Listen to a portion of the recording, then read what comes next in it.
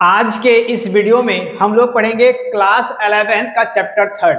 Chapter third क्या है? Laws of motion. इससे पहले हम लोगों ने चैप्टर 2 पढ़ा, जो आई होप आपको कहीं भी दिक्कत नहीं हुआ होगा। वो आपके लिए बहुत ही इंपॉर्टेंट चैप्टर है। जो बच्चे नए होंगे मेरे पिछले वीडियो में जाकर के देख सकते हैं। आपको चैप्टर 2 पूरे डिटेल में न्यूमेरिकल के साथ में आपको करवाया गया है। ठीक है, आज जो हम लोग करेंगे laws of motion. Laws of motion में कुछ कुछ टॉपिक्स आपको जो बेसिक चीज है वो जानना होगा। जैसे फोर्स क्या होता है, जैसे मोशन क्या होता है ना। तो फोर्स क्या होता है? कोई भी ऑब्जेक्ट अगर रेस्ट में है तो इसको हम पुश करें या पुल करें, इट्स कॉल्ड फोर्स, है ना। Push and pull are called force. जैसे कि देखिए, कोई ऑब्जेक्ट अगर रेस्ट में है, इसमें हम फोर्स लगा रहे हैं, तो फोर्स लगाने से क्या होगा? इसमें मोशन आएगा, एक जगह से दूसरी जगह जाएगा। और अगर कोई ऑब्जेक्ट यहाँ पर है, इसको अपने और खींच रहे हैं, ये भी तो एक फोर्स है ना। धक्का दे रहे हैं या खींच रहे हैं, वो क्या होता है? फोर्स होता है। ठीक है। और मोशन क्या होता है कि कोई ऑब्जेक्ट को अगर हम फोर्स लगाएं, कोई ऑब्जेक्ट पर अगर हम फोर्स लगाते हैं तो उसमें कुछ डिस्प्लेसमेंट होता है, उस डिस्प्लेसमेंट में कुछ टाइम भी लगता है। जैसे कोई ऑब्जेक्ट को अगर हम धक्का दिए या फिर पुश किए, पुल किए, जो भी किए, उसमें उसका टाइम के साथ डिस्प्लेसमेंट भी हुआ, समय के साथ उसमें डिस्प्लेसमेंट हुआ, उसको हम लोग क्या बोलेंगे? मोशन पर बोलेंगे। तो इस चैप्टर का आज हम लोग बहुत ही इंपॉर्टेंट चीज जानने वाले हैं और बहुत ही इंपॉर्टेंट टॉपिक के बारे में डिस्कस करेंगे। उससे पहले थोड़ा सा न्यूटन सर के बारे में, जैसे कि न्यूटन सर ने क्या बताया था, है ना, कि न्यूटन सर का कहना था कि कोई ऑब्जेक्ट का स्टार्टिंग पॉइंट क्या होता है? रेस्ट होता है ना। कोई भी स्टार्टिंग पॉइंट का रेस्ट होता है। जैसे कि स्टार्टिंग में अगर ऑब्जेक्ट यहाँ पर है तो ये रेस्ट में है ना, जब तक इसको हम पुल या पुश ना करें, है ना।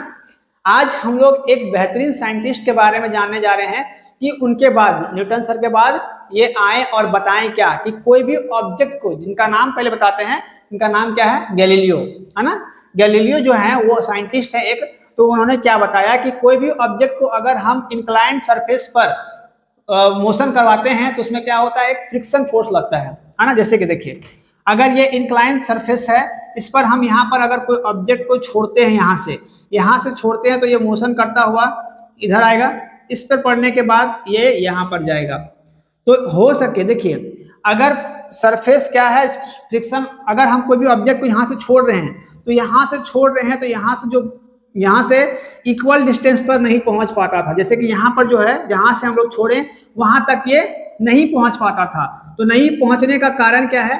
कि नहीं पहुंचने का कारण ये है कि इसमें क्या लग रहा है? आपका फ्रिक्शन फोर्स लग रहा है, जो इसको मोशन करने से रोक रहा है। जैसे कि अगर हम लोग आगे दौड़ते हैं तो हम लोगों को भी क्या, हवा अपने क्या, हवा है, धूल है, जो हम लोगों को आगे बढ़ने से रोक रहा है ना।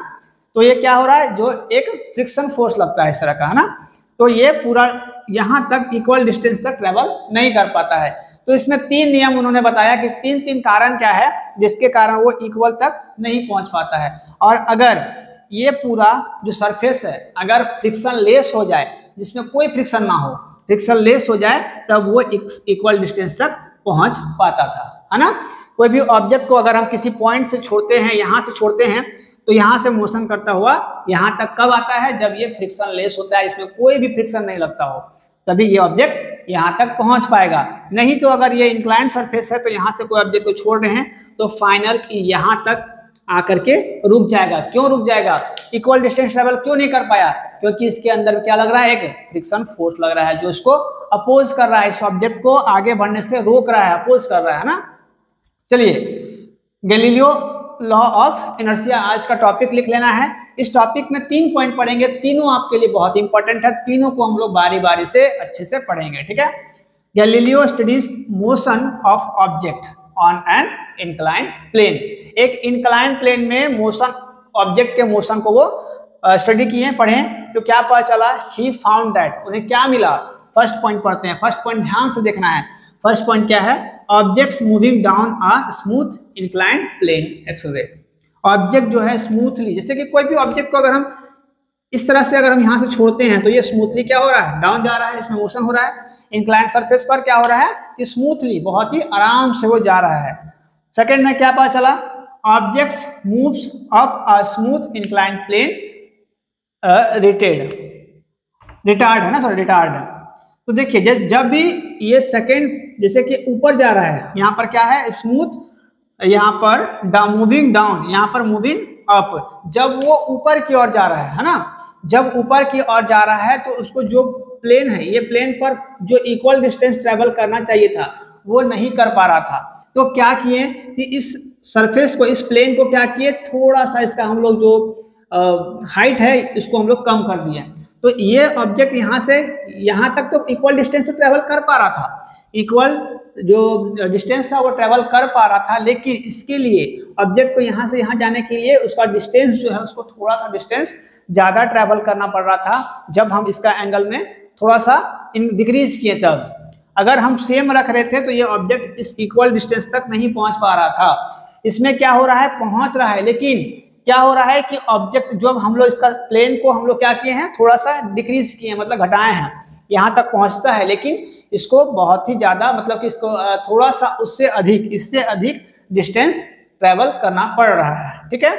थर्ड पॉइंट है objects moving on an frictionless horizontal plane move with a constant velocity having either acceleration or retardation। देखिए थर्ड पॉइंट को समझने के लिए क्या करेंगे कि थर्ड पॉइंट को समझने के लिए जो हम लोग अभी इसका प्लेन में थोड़ा सा इंक्रीज किए थे, डिक्रीज किए थे ना, अब हम क्या करेंगे, इस पूरे को हम जीरो मान लेंगे, पूरे को पूरा एक मान लेंगे कि प्लेन सरफेस है। अब ऑब्जेक्ट को यहाँ से छोड़ रहे हैं तो ऑब्जेक्ट चलता जा रहा है, चलता जा रहा है, इनफाइनाइट चलता जा रहा है, ऑब्जेक्ट रुकने का नाम ही नहीं ले रहा है। क्यों? क्योंकि ये स्मूथली मूव करते जा रहा है, फ्रिक्शनलेस है ना, तो ये मूव करता हुआ एक इनफाइनाइट पॉइंट तक पहुंच जा रहा है ना। तो तीनों पॉइंट आपको ये समझ में आता है कि अगर कोई भी ऑब्जेक्ट को अगर हम इंक्लाइंड सरफेस पर अगर हम छोड़ते हैं, या फिर उसको, जैसे कि एक बॉल है, एक हम लोग ऐसा कटोरी लेते हैं जो यहाँ से हम अगर ट्रैवल कराते हैं, किसी बॉल को छोड़ते हैं तो यहाँ तक इक्वल पॉइंट तक इस तरह से है, तो इक्वल पॉइंट तक पहुंचने के लिए क्या होना चाहिए, फ्रिक्शन लेस होना चाहिए, इसमें कोई भी फ्रिक्शन ना हो। अगर फ्रिक्शन होता है तो इक्वल डिस्टेंस ट्रेवल नहीं कर पाएगा। ठीक है। हमको ये देखा जब बॉल या कुछ भी ऑब्जेक्ट है जब नीचे की ओर आ रहा है, डाउन हो रहा है, मूविंग डाउन, तो उसमें स्मूथली आ रहा है, बहुत ही आराम से वो नीचे की ओर आ रहा है। लेकिन जब वो ऊपर जा रहा है, जब मूविंग अप, जब ऊपर की ओर जा रहा है, तो क्या हो रहा है कि बॉल आपका इक्वल डिस्टेंस ट्रेवल नहीं कर पा रहा है। जब उसका प्लेन का हाइट को हम लोग डाउन किए, एंगल को जब डिक्रीज करा दिए, तो इक्वल डिस्टेंस को ट्रेवल कर रहा है, लेकिन उसके लिए उसको ज्यादा डिस्टेंस ट्रेवल करना पड़ रहा है ना। इक्वल पॉइंट को वो कवर कर पाता है, लेकिन उसको इसके लिए ज्यादा डिस्टेंस ट्रेवल करना पड़ रहा है, ज्यादा दूरी तय करना पड़ जा रहा है। और थर्ड में क्या है, जब उसमें फ्रिक्शन लेस हो गया, जब इस एंगल को, जो ये पूरा था ना ऐसे, अब इसको पूरा स्ट्रेट ले गए सरफेस में, प्लेन सरफेस में, तो ये क्या कर रहा है कि ऑब्जेक्ट जो है मूव करता जा रहा है पूरा इनफाइनाइट पॉइंट तक। ठीक है। 3 पॉइंट था गैलीलियोस के बारे में, बहुत ही इंपॉर्टेंट टॉपिक था ये, और इस टॉपिक से हमेशा आपको क्वेश्चंस देखने को मिलता है। लॉन्ग तो हो नहीं सकता, ये शॉर्ट क्वेश्चन भी लगभग आपको देखने को मिलता है।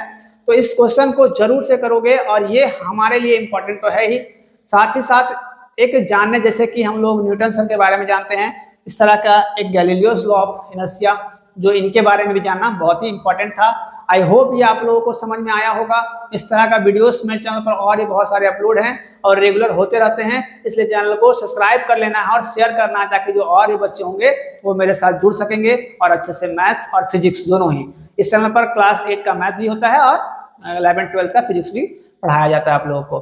तो कोई बच्चे अगर आपके कॉन्टेक्ट में 8 क्लास में भी होंगे, धीरे धीरे करके आपका 9, 10, 11, 12 सबका वीडियो अपलोड होता रहेगा रेगुलर, इसलिए चैनल को जरूर से शेयर करोगे और सब्सक्राइब कर लोगे। ठीक है।